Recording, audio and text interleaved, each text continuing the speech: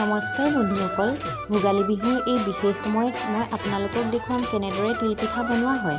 তিলপিঠা হৈছে আমাৰ বিহুৰ এটা পৰম্পৰাগত পিঠা। সেই পিঠা বনোৱা সহজ কিন্তু যত্নৰ অতি প্ৰয়োজন। চাওক মই কেনেদৰে বনাইছোঁ।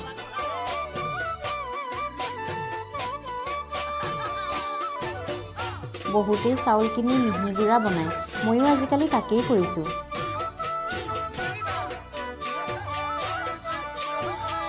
চাউলখিনি ধুই মিহিকৈ গুড়ি কৰি লোৱা হ'ল। এই গুড়িখিনি মিহি হ'লে পিঠাটোও ধুনীয়া হয়।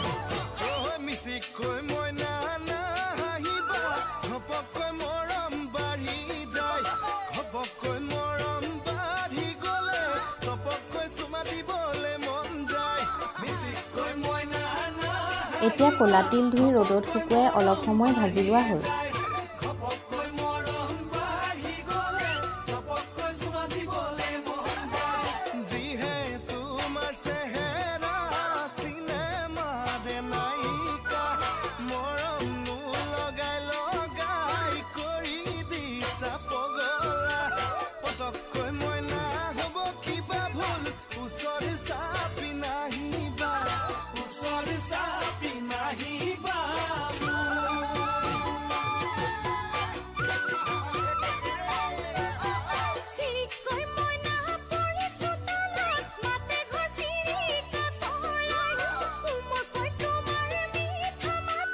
গুড়ি তিলত গুড় মিহলাই এটা মিশ্ৰণ প্ৰস্তুত কৰি ল'লোঁ আৰু এইখিনিয়েই পিঠাৰ ভিতৰত ভৰাম।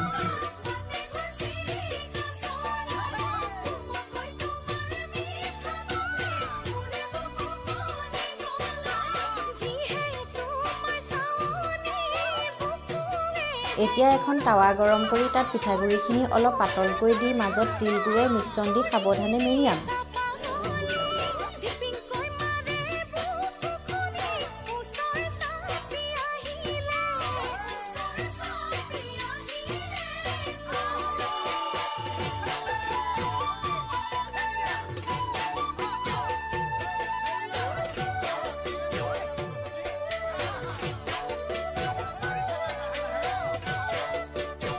চাওক, সুন্দৰ তিলপিঠা বনাই সাজু হৈছে। ভোগালী বিহুৰ আনন্দপূৰ্ণ কৰিবলগীয়া এই পিঠা আপোনালোকেও ঘৰতে বনাই উপভোগ কৰিব পাৰিব। ধন্যবাদ আৰু সকলোলৈকে ভোগালী বিহুৰ শুভেচ্ছা জনালোঁ।